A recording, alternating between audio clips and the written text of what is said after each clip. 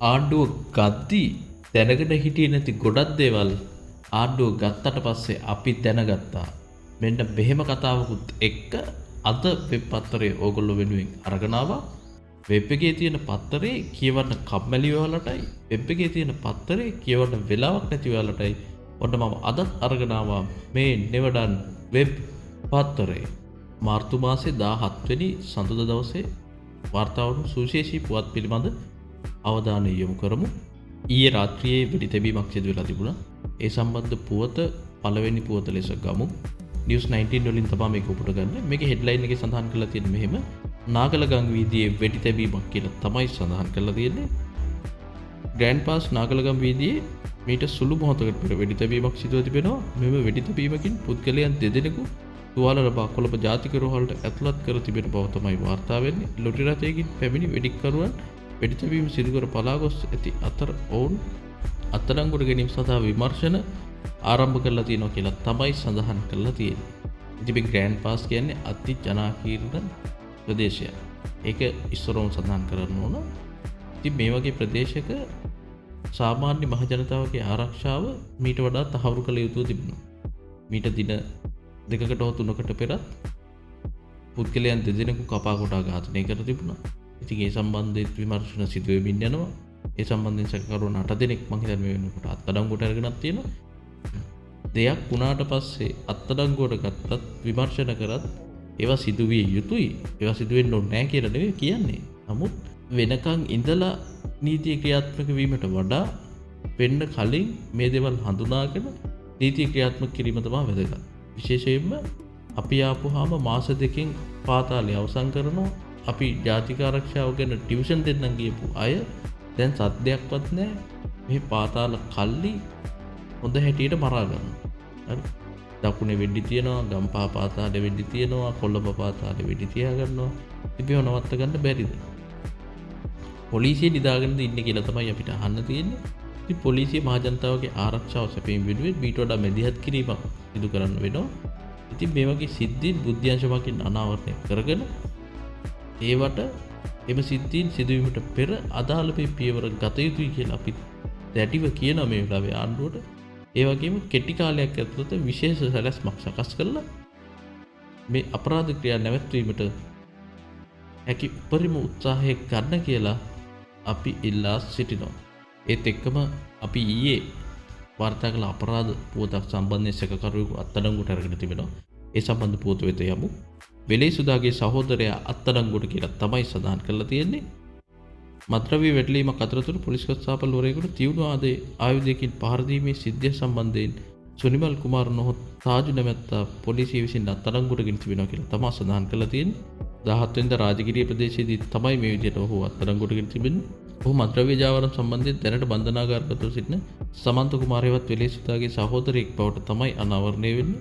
ඉතින් ඊයේ වාර්තා කරලා තිබුණා ගල්කිස්ස පොලිසිය සහ දෙවිවල පොලිසිය විශේෂ කණ්ඩායම් දෙකක් ඔහු අත්අඩංගුවට ගැනීමට යොදවලා තිබෙනවා කියලා. කෙසේ හෝ මේ සැකකරුව අත්අඩංගුවට පත් වෙලා තියෙනවා. අපි ඊයේ සඳහන් කරා මේ ප්‍රදේශයත් විශාල ජනාකීර්ණ ප්‍රදේශයක්. මේ වගේ අපරාධකාරයෝ ගැවසෙනවා වැඩි මේ වගේ තැන්වල. ඉතින් මේ වගේ තැන්වල මහ ජනතාවගේ ආරක්ෂාව තහවුරු කරන්න පොලිසිය කටයුතු කරන්න කියන ඉල්ලීම අපි නැවත වතාවක් කරනවා.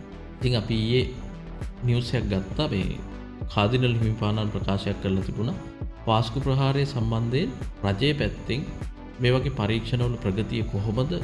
දැන් මේවා ඉස්සරහට යන්නේ කොහොමද? මේ සම්බන්ධයෙන් යුක්තිය සාධාරණ ඉෂ්ට වෙනවද කියලා ඔවුන්ටත් බරපතල සැකයක් තිබෙනවා වර්තමාන රජයේ. ඉතින් මේ සම්බන්ධ ස්ථාවරය මොකක්ද කියලා කාදිනල් හිමිපාණන් ප්‍රශ්න කරලා තිබුණා. ඒත් එක්කම මේ රජයේනුත් සාධාරණයක් ඉටු නොවුණු ඔවුන් නැවත වතාවක් පාරට එනවා කියන එකත් කාදිනල් හිමිපාණන් කිව්වා. අපි මේ පොතේ වාර්තා කරා. ඒ සම්බන්ධයෙන් ඊයේ පාර්ලිමේන්තුවේදී අදහස් දැක්වීමක් සිද්ධ වුණා. ආචාර්ය ක්‍රිෂාන්ත අබේසේන මහත්මයා තමයි මේ අදහස් දැක්වීම කරේ. මේක ලංකා සී නිවුස් වාර්තා කරලා තියෙන්නේ. අපි බලමු නිවුස් එක ඇතුළට ගිහිල්ලා. වාස්කු ප්‍රහාරයට මාසෙන් දෙකෙන් යුක්තිය ඉටු කරන්න බෑ. අපි ඒක තේරුම් ගත්තේ ආණ්ඩුව ගත් පසුයි. මෙන්න මෙහෙම තමයි මෙතුමා කියලා තියෙන්නේ. වාස්කු ඉරිදා ප්‍රහාරයෙන් පීඩාවටපත් වූවන්ට මාසයක් හෝ දෙකක් ඇතුළත යුක්තිය ඉටු කිරීමට නොහැකි බව විද්‍යා තාක්ෂණ අමාත්‍ය ක්‍රිෂාන්ත අබේසේන පාර්ලිමේන්තුවේදී පවසලා තියෙනවා. වාස්කු ඉරිදා ප්‍රහාරයෙන් පීඩාවටපත් වූවන්ට මාසයක් හෝ දෙකක් ඇතුළත යුක්තිය ඉටු කිරීමට නොහැකි. අපි මේ කාරණේ තේරුම් ගත්තේ අපි රජයේ බාරගත් පසුයි. කෙසේ වෙතත් අපි මේ මාසයෙන් යමක් කිරීමට අපගේ උපරිමය කරනවා. අයවැය පිළිබඳ කාරක සභා අවස්ථා විවාදයට එක්වමින් තමයි මෙහෙම සඳහන් කරලා තියෙන්නේ. එසේම හිටපු ජනාධිපති රනිල් වික්‍රමසිංහගේ පරිපාලනයේ ඇතුළු කිසිවෙකුටත් පාස්කු විරෝධ ප්‍රහාරය පිටපස්ස ඇති සත්‍ය සොයා ගැනීමට නොහැකි වූ බවත් ඔහු සඳහන් කරලා තියෙනවා. දැන් මේ මෙතනදී විශේෂයෙන් සඳහන් කරන්න ඕන දැන් මේ මාසෙන් දෙකකින් කරනවා කියවේ අපි නෙවෙයි. හරිද? ඒ රටේ මහ ජනතාවත් දැන් කොයි විපක්ෂින්න දේශපාලනඥ කවුරුත් මේවා මේ මාසෙන් කරනවා දෙකකින් කරනවා කියලා කිව්වේ නෑ. ඉතින් ඕගොල්ලොම තමයි කිව්වේ මාසෙන් දෙකකින් කරනවා කියලා. මැතිවරණ වේදිකා දෙවනත් එක කෑ ගැහුවානේ. අපි මාසෙන් කරනවා දෙකෙන් කරනවා ටියුෂන් දෙනවා. ආර්පී කියලා දැක්කෝ දැක්කේ කිසි දෙයක් කරගන්න බැරුයි. කිසිම දෙයක් කරගන්න බැරුයි. හරි? ටික අපි දැනගෙන හිටියා මේවට එහෙම මේ ඔය කියන තරම් ඉක්මනින් නීති ක්‍රියාත්මක කරන්න බෑ කියලා. මොකද දේශපාලකයා මාරු කරාට මේ තියෙන රාජ්‍ය පාලන ව්‍යුහය මාරු වෙලා නැහැ. ඒ වගේ අර පරණ කටු කාපු නිලධාරීන් ටික ඉන්නවා. හරිද? ඔවුන්ගෙන් ඉතින් මේ වැඩේ කරගන්න ටිකක් අමාරුයි. අනිත් එක තමයි අපේ රාජ්‍ය යාන්ත්‍රණය හරි වේගවත්. හරි වේගවත්ම මේවා අපරාධ සොයනවා විසඳනවා. ඉතින් ඒ පැත්තේ තියෙන ඩිලේ එකක් තියෙනවා. ඉතින් මෙන්න මේ කාරණා හින්දා අපි නම් ඇමතිතුමා දැනගෙන ඉන්නේ ඕක මාස දෙකකින් කරන්න බෑ කියලා. හරි. අනිත් එක තමයි මාස දෙකකින් කරන්න ගිහිල්ලා එනගන්න ඕනෙත් නෑ මෙතුමා කියනවා වගේ මේ නඩු දාන්නෙවුවා හරියටම දාන්න ආයේ මේ ටෙක්නිකල් ඉෂුස් වලින් නඩු නීතිපති ඉල්ලා නොකර ගන්නා පරිදි මේ නඩු ඉදිරිපත් කරන්න කියලා අපි රජයේ පැත්තෙන් ඉල්ලනවා. ඒත් එක්ක මෙතුමා සඳහන් කළා ඒ වෙනුවෙන් මමත් පාරට බැහැපු කෙනෙක්. ඉතින් ඉදිරියේදීත් මාත් පාරට බහිනවා මේ වෙන්නේ. ඔබතුමා පාරට බැස්ස එක ඇත්ත ඇමතිතුමා. හැබැයි දැන් ඔබතුමාලට බලය දීලා තියෙන මේවා ක්‍රියාත්මක කරන්න.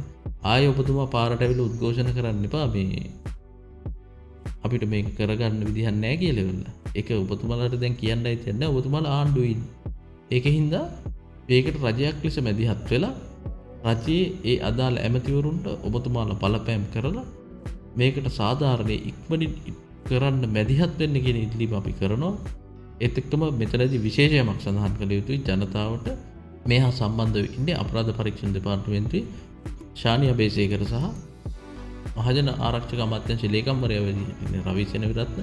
මං හිතන්නේ පාස්කු ප්‍රහාරයේ මහමුලකරුවන්ට මේ දෙන්නගෙන් ගැලවීමක් තියෙයි කියලා. මොකද ආණ්ඩුවෙන් ගැලවීමක් තිබ්බා මේ දෙන්නගෙන් නම් ගැලවීමක් නැහැ. ඉතින් මහ ජනතාව ඒක හොඳට තරයේ මතක තබා ගන්න කියලා තමයි පිට කියන්න තියෙන්නේ.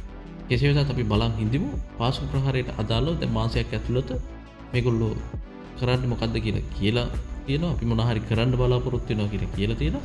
අපි බලමු මාසයක් ඇතුළත කරයිද කියලා. අපි තව නිවුස් එකක් තියෙන ගමු. මේකත් නිවුස් 19 තමයි වාර්තා කරලා තියෙන්නේ. අසේල සම්පත් ට්‍රැක්ටරේට නැගලා තියෙනවා. ඒ සම්බන්ධ පුවත තමයි දැන් අපි වාර්තා කරන්නේ. මේක නිවුස් 19 වාර්තා කරලා තියෙන්නේ. කොළඹ ක්ලීන් කරන්න ට්‍රැක්ටරෙන් එනවා. මෙහෙම කියලා තියෙන්නේ අසේල සම්පත්.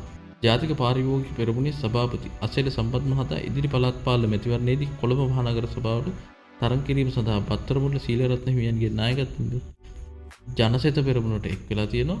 ඉතින් සීලෙත් එක්ක එකතු වෙලා තියෙනවා. අසේල කොළඹ මහනගර සභාව සඳහා පක්ෂයේ නගරාධිපති අපේක්ෂකයා ලෙස ට්‍රැක්ටරේ ලකුණ යටතේ තරඟ කිරීම සඳහා ඔහු ඊයේ නාම යෝජනා අත්සන් කළා තියෙනවා. නාම යෝජනා අත්සන් කිරීමෙන් පසු මාධ්‍ය අමතමින් අසේල සම්පත් කොළඹ ඡන්දදායකයන්ගෙන් ඉල්ලා සිටි කොළඹ නගරයේ ක්ලීන් කිරීමට ට්‍රැක්ටරේ ලකුණට සහාය දෙන ලෙසයි. ඉස්සර රනිල්ගේ ඔඩොක්කුවේ හිටපු කෙනෙක් තමයි අසේල සම්පත් කියන්නේ. දැන් ට්‍රැක්ටරේට ගිහින් දින මේ යම් යම් සංවිධාන අනම්මනම් අටවගෙන ඉඳලා හිටපු අයට දැන් වෙච්ච දෙයක්. හරි මේගොල්ලොන්ට දේශපාලන රැකවරණයක් තිබුණා. කලින් බලය හොබවපු පාර්ශවයේ විසින් දැන් මේ දේශපාලන රැකවරණය අහිමි වෙලා තියෙන නව රජයේ පත්වීමත් සමගින් ඒකත් එක්ක මේගොල්ලොන්ට යන්නේ නම නැති වෙලා තියෙන්නේ. මේකෙදි මම කියන්නේ මේකයි. දැන් මේ පළාත් පාලන ආයතන. ඒ කියන්නේ ප්‍රාදේශීය සභා සහ නගර සභා. එතකොට කොළඹ වගේ මහනගර සභාවක නගරාධිපති පුටුවේ හරිම කෙනෙක් ඉන්නවා. හරිම පුද්ගලයෙක් ඉන්නන්න මොකද පහුගිය කාලේ හරියට ගණන්වත් කියව ගන්න බැරි නගරාධිපතිනියන් මේ පුටුවේ ඉඳලා තිබුණා. ඒගොල්ලෝගේ සැප වෙනුවෙන් මේ නගර සභාවේ මුදල් පාවිච්චි කරලා තිබුණා. විශේෂයෙන් මහනගර සභාව සඳහා හොඳ දැනුමක් තියෙන දක්ෂ පුද්ගලයෝ මේ පුටුවල වාඩි කරන්න ජනතාවට වගකීමක්. ඒක පක්ෂපාත ભેදකින් තොරව එහාට ගිහිල්ලා වැඩේ කරන්න පුළුවන් මිනිස්සු මේ පුටුවල වාඩි කරන්න ඒත් එක්කම තමන්ගේ ගමේ නියෝජිතයා පත් කර ගැනීමේදී තමන්ගේ ගමට යහපත් සේවයක් සිදු කළ හැකි. ඉතින් ඒ සේවය වෙනුවෙන් අපකැප වෙන ප්‍රාදේශීය සභාවට ගිහිල්ලා නගර සභාවට ගිහිල්ලා ඒකෙන් වෙනත් වාසි බලාපොරොත්තු නොවන කොන්තරක් නොකරන විශේෂයෙන්ම කොන්ට්‍රැක්ට් නොකරන අයව මේ පළාත් පාලන ආයතනවල තමන්ගේ නියෝජිතයා විදිහට තෝරගන්න කියන ඉල්ලීම අපි ජනතාවගෙන් කරනවා. නගර සභාව ගැන කතා කරපු ඉඳන් ඒ සම්බන්ධ තව පොතක් තියෙනවා. ඒ පොතත් අපි කවමු. මේකත් නිවුස් 19 තමයි වාර්තා කරලා තියෙන්නේ. කොළඹ නගරාධිපතිතුමාට සජබෙන් ඉරාන් දෙන්නේ නැහැ. මෙන්න මෙහෙම තමයි නිවුස් එකේ සඳහන් කරලා තියෙන්නේ. ඉරාන් වික්‍රමරත්න මහතා සමගි ජනබලවේගයේ කොළඹ නගරාධිපති අපේක්ෂකයා නොවන බව එම පක්ෂයේ සමාජික නිරෝෂන් පාදුක්ක මහත්මයා තමයි පවසලා තියෙන්නේ. 17 වෙනිදා මාධ්‍ය හමුවකට එක්වීම තමයි පාදුක්ක මහත්මයා මෙසේ සඳහන් කළේ. මේ වෙනකොට 3 දිනක්ගේ නම් යෝජනා වෙලා තියෙනවා කියලා පිටදී සඳහන් කරලා තියෙනවා. ඒ අතරින් කෙනෙකු ඉදිරියේදී දැනුම් දෙනවා කියලා තමයි සඳහන් කරලා තියෙන්නේ. ඉතින් මේ සජබේ කියන්නේ මොකක් හරි ප්‍රධාන පුටුවකට කෙනෙක්ව පත් කරගන්න හරිම අමාරු පක්ෂයක්. හරි. ඉතින් හිතන්නකො තමන්ගේ පක්ෂය ඇතුලේ තියෙන මොකක් හරි ලොකු පුටුවකට කෙනෙක්ව පත් කරගන්න උත්තර අමාරු නම් රටක් වගේ එකක් බාර දුන්නොත්, නගර සභාවක් බාර දුන්නොත්, ප්‍රාදේශීය සභාවක් බාර දුන්නොත් ඉතින් ඒකට අබසරණයි. මේ පක්ෂයේ නැවත ප්‍රතිභෝගත කරන්නට ලක් වූ යුතු පක්ෂයක්. මේ පක්ෂයේ පක්ෂ නායකයාගේ ඉන්න වෙනස් විය යුතුයි. ඉතින් එහෙම වෙනසකට කිහිල්ලා මේ පක්ෂය ගොඩ ගන්න පුළුවන්. නැත්නම් ওই සජබේ කියන එක හැමදාම විපක්ෂය තමයි සජබේට ආණ්ඩු ගන්න ඕන නම් නැවත ප්‍රතිහූගත කරන එකට යන්න. අපිට එච්චර තමයි මේ නිවුස් එක බලලා කියන්න තියෙන්නේ. කෙසේ හෝ අවසාන මොහොතේ මේ සම්බන්ධයෙන් ප්‍රකාශයක් කරයි කියලා බලාපොරොත්තු වෙන කවුරු හරි කෙනෙක් පත් කරයි. පක්ෂය මෙහෙවන දෙන්නෙක් ඉන්නවනේ ඇතුලේ. සජබේ මෙහෙවන දෙන්නෙක් ඉන්නවා. ඒ දෙන්නට කැමති කෙනා තමයි ඔය කවුරු කොහොම කිව්වත් උදින්නපත් වෙන්නේ. ඉතින් සජිත් ප්‍රේමදාසට ඕන කෙනා උතන ගිහිල්ලා ඉන්නන්න බෑ මගේ නගරාධිපති අපේක්ෂකය කියලා. අර දෙන්න කැමති කෙනා ඇවිල්ලා අනිවාර්යෙන් අප් කරනවා. ඒක තමයි මෙතන වෙන්නේ. තව පොතක් තියෙනවා අපි ඒකත් ගමු. මේ සම්බන්ධයෙන් අපි දිගින් දිගටම වාර්තා කරා. ඉතින් දේශබන්දුගේ නඩුවේ සම්බන්ධ තීරණේ ලැබුණා. ඒ සම්බන්ධ පොත වෙත තමයි අපි යන්නේ. මේකත් නිවුස් 19 වලින් තමයි අපි පුටගන්නේ. දේශබන්දුගේ පෙත්සම විසි කරලා මෙන්න මෙහෙම තමයි හෙඩ්ලයින් එකේ සඳහන් කරලා තියෙන්නේ. අපි බලමු නිවුස් එක ඇතුළට ගිහිල්ලා. ඉතින් දේශබන්දු තෙන්නපොන් මහත්තයා රීට් ආඥාවක් නිකුත් කරන ලෙස පහුගිය දා නඩුවක් ගොනු කරා. අභියාචන අධිකරණයේ ඒකේ තීන්දුව ඊයේ දවසේ ප්‍රකාශයට පත් කරන්න නියමිතව තිබුණා. ඉතින් මේක ගේන වෙලාවේ ඊයේ උදේ මේකට මෝසමක් ඉදිරිපත් කරා දේශබන්දු තෙන්නකෝන් වෙනුවෙන් වෙනේ සිටින නීතිඥ මහත්වරු තමයි මේ මෝසම ඉදිරිපත් කරේ. ඒකේදී ඒගොල්ලෝ සඳහන් කරා මේ නඩුව සම්බන්ධ තවත් ලියකියවිලි ප්‍රමාණයක් අපිට සිකුරාදා දවසේ තමයි හම්බුනේ. ඉතින් ඒ සම්බන්ධව ඒක අධිකරණයට ඉදිරිපත් කරන්න අවසර දෙන්න කියලා. ඉතින් ඒ මෝසම පිළිගත්තේ නැහැ. ඉතින් ඊයේ මේ සම්බන්ධ තීන්දුව ප්‍රකාශයට පත් කරා. ඒ සම්බන්ධව මෙතන වාර්තා කරලා තියෙනවා. දේශබන්දු දෙන්නකොන් මහතා වහාම අත්අඩංගුවටගෙන අධිකරණයට ඉදිරිපත් කිරීමට පියවරු ගන්නා ලෙසත් විනිසුරු මණ්ඩල විසින් අපරාධ පරීක්ෂණ දෙපාර්තමේන්තුවට නියෝග කරා.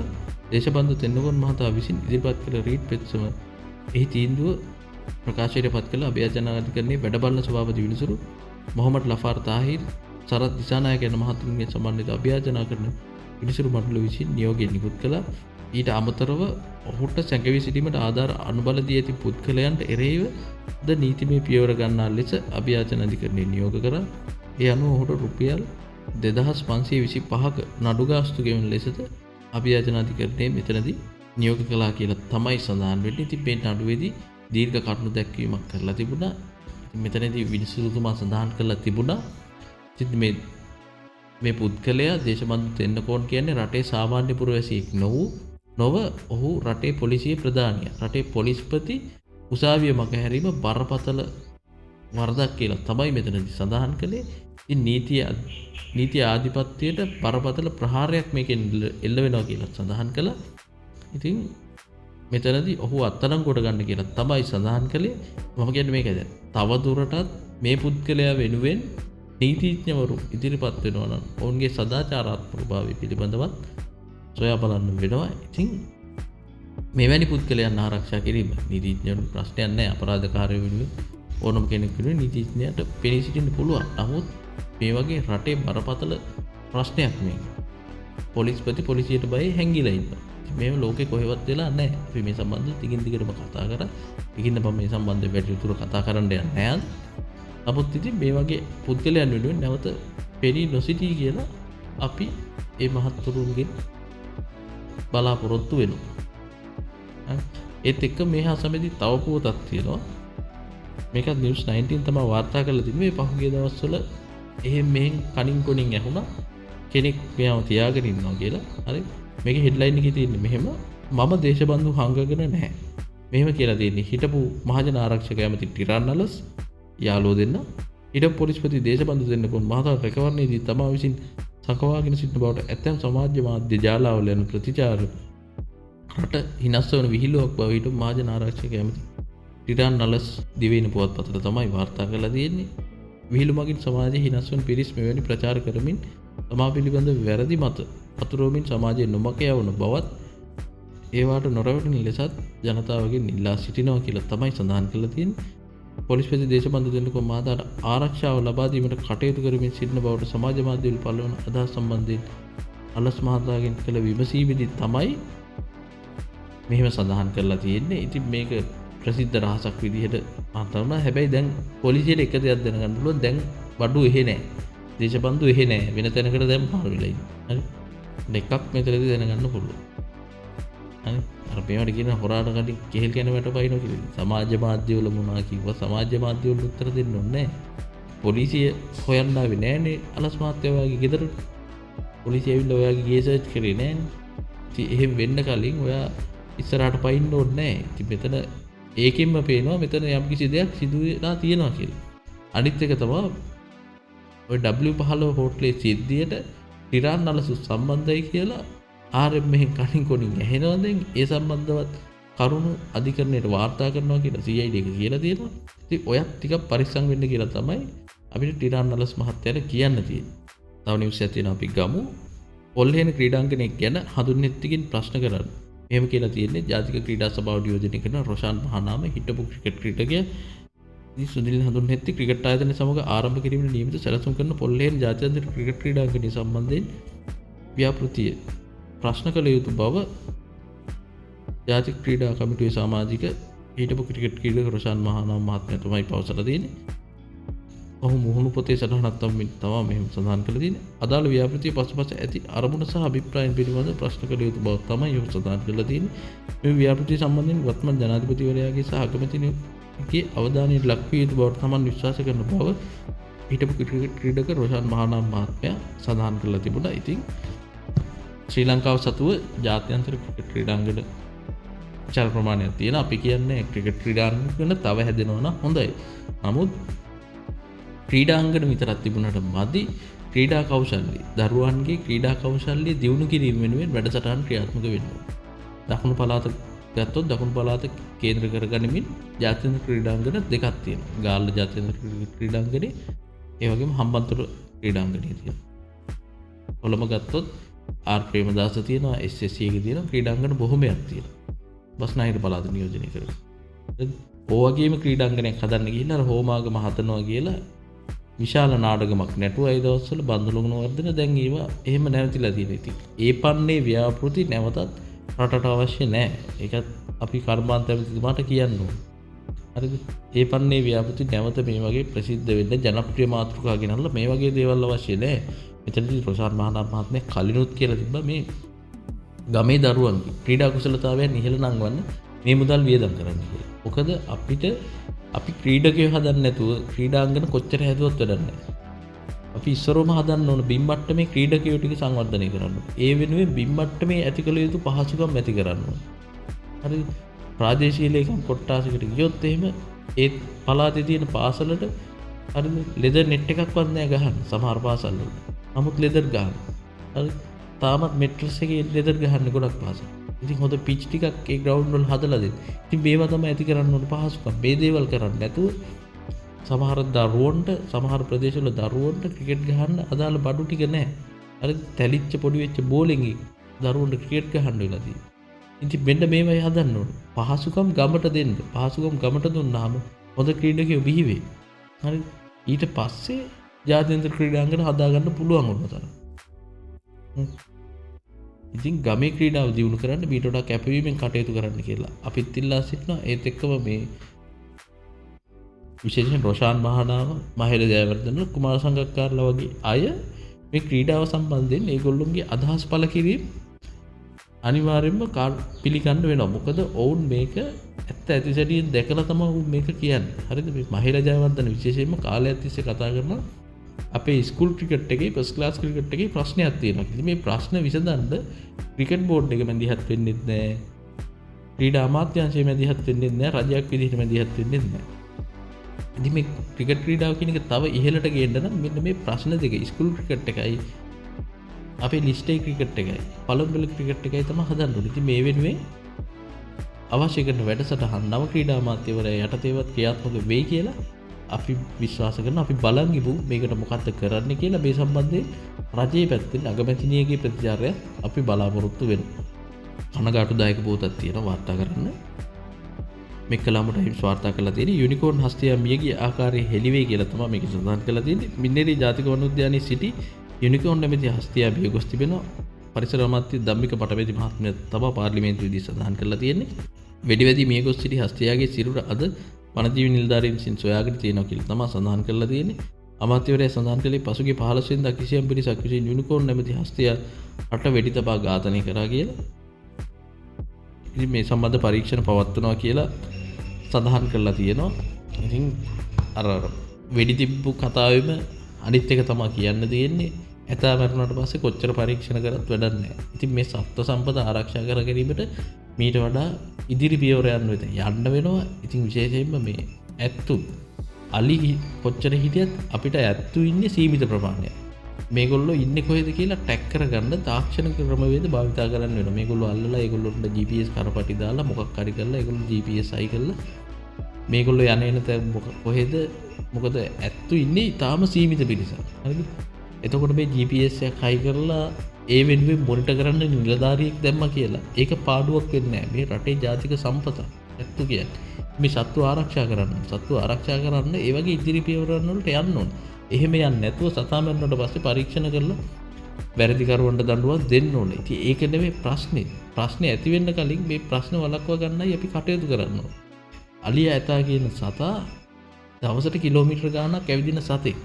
ඉතින් ඒ වගේ සතා යන තැන ට්‍රැක් කරගන්න තියනවා නම් අනතුරුදායක ප්‍රදේශ වෙත ගමන් කරනවා. විශේෂයෙන්ම ගම්මාන වෙත නම් ළඟා වෙන්නේ. අපි ට්‍රැක් කරලා තියෙනවා GPS හරහා මේ ඇතා දැන් ඉන්නේ ගම්මානයක් ඇතුලේ මෙයා අනාරක්ෂිතයි කියලා. එතකොට ඒ අදාළ ප්‍රදේශයේ ඉන්න සිවිල් ආරක්ෂක දෙපාර්තමේන්තුව හරි පොලිසිය හරි දැනුවත් කරලා මේ ඇතා දැන් මේ ප්‍රදේශයට ඇවිල්ලා ඉන්නේ පොඩ්ඩක් බලන්න. මහජනතාවගෙන් කරදරයක් වෙන්න පුළුවන්. මහජනතාවට කරදරයක් වෙන්න පුළුවන් මේ සත්තුන්ගේ. ඒක පොඩ්ඩක් බලන්න මේවා විශේෂ කමිටුව හදලා ඉතින් ඔය සිවිල් ආරක්ෂක බලකාය පාවිච්චි කරලා විශේෂ යුනිට් එකක් හදලා ඒගොල්ලෝ හරහා මේ ඇත්තු නැවතත් ගම් ඇතුලේ ඉන්නවා නම් කැලේට පල්නා හරින්න ඒ වගේ විශේෂ වැඩසටහන් ඔස්සේ මේ සතුන් ආරක්ෂා කර ගැනීමට කටයුතු කරන්න කියලා අපි රජයේ පැත්තෙන් ඉල්ලන. ඉතින් පරිසර අමාත්‍යතුමා මේක නවදාන යොමු කරලා කටයුතු කරයි කියලා අපි විශ්වාස කරනවා. ඒත් එක්කම තව පොතක් තියෙනවා. දේශීය පොතක් අපි ඒක ගමු. වාහන රේගුවේ සිරවේ වාහන මිල ඉහළට කියලා තමයි සඳහන් කරලා තියෙන්නේ. මෙහෙම කියලා තියෙන්නේ වාහන ආනයනකරුවන්ගේ සංගමේ සභාපතිතුමා නව ආනයන රෙගුලාසි හේතුවෙන් දින 20කට වැඩි කාලයක් ශ්‍රී ලංකා රේගුවේ වාහන 400ක් පමණ සිර වෙලා තියෙනවා කියලා තමයි සඳහන් කරලා තියෙන්නේ. ඉතින් මෙතනදී මේ නීතිමය ගැටලුවක් හින්දා තමයි මේ වාහනේ හිර වෙලා තියෙන්නේ. මේක කල්ුත් රේගු නිවේදනය කරලා තිබුණා. ඉතින් මේගොල්ලෝ කියන්නේ මේ වාහනේ නිෂ්පාදිත දිනය සටහන් කරලා ගේන්න කියලා තියෙනවා. ඉතින් 2023 මෙහා වාහන තමයි ගේන්නේ. එතකොට වාහන නිෂ්පාදිත දිනය සොයා ගැනීම අසීරුයි කියලා තමයි ඔවුන් සඳහන් කරලා තියෙන්නේ. කොච්චර අසීරු වුණත් එහෙම ගේන්න වෙනවා. රටේ යම්කිසි නීතියක් ක්‍රියාත්මක කරන්නේ ඒ රටේ පාරිභෝගික ජනතාවට අපහසුතාවයට පත් නොවන ආකාරයි. ඒ නීතිය තුළින් ව්‍යාපාරිකයා අපහසුතාවයට පත් නොවෙන්න ඕන. ඒ වගේම පාරිභෝගිකයා අපහසුතාවයට පත් නොවෙන්න ඕන.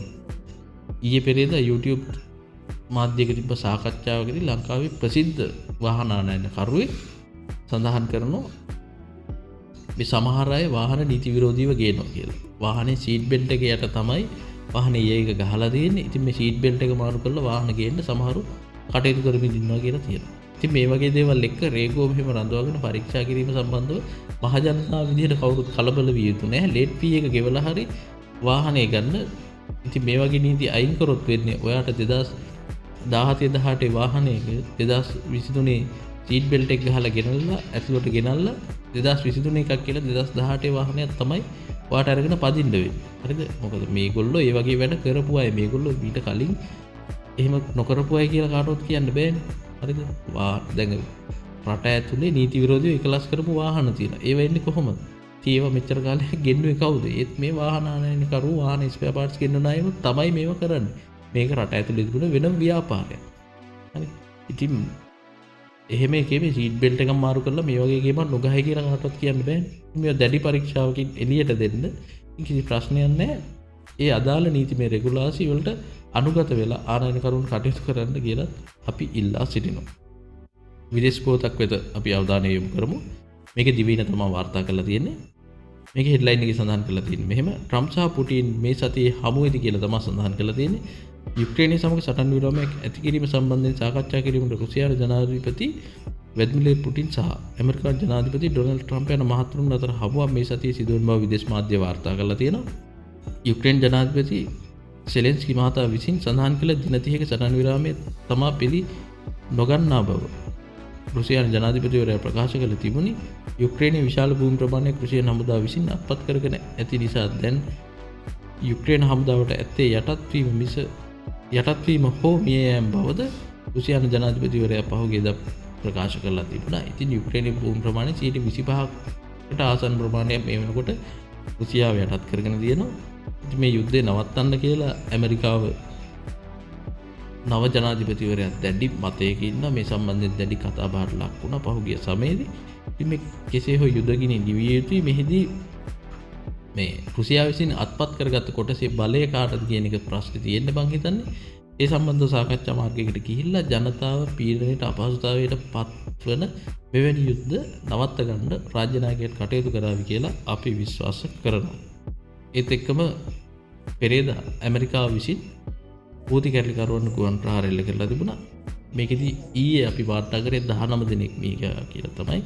නමුත් හූති මාධ්‍යංශය සඳහන් කරලා තියෙනවා 53 දෙනෙක් මේකෙදි මිය ගියා කියලා. ඉතින් මේ ප්‍රහාර හූති නායකයා මේකෙදි සඳහන් කරලා තියෙනවා ප්‍රහාර නවත්තනකම් ඇමරිකානු නෞකාවලට ප්‍රහාර දියත් කරනවා කියලා. ඉතින් ඇමරිකාව රාජ්‍ය ලේකම්වරයා ඒකට ප්‍රතිචාර දක්වලා තියෙනවා. ඔහු කියලා තියෙන්නේ නෞකාවලට දියත් කරන ප්‍රහාර නවත්වන තුරු කැරලිකරුවන්ට දිගින් දිගටම ප්‍රහාර එල්ල කරනවා කියලා. ඉතින් නැවතත් එක කොනක යුද්ධයක් නිවිලා යද්දි තව කොනක යුද්ධයක් ආරම්භ වෙන බව තමයි පෙනී යන්නේ. නමුත් මෙතනදී වැරදකරු හූති කැරලිකරුවන්.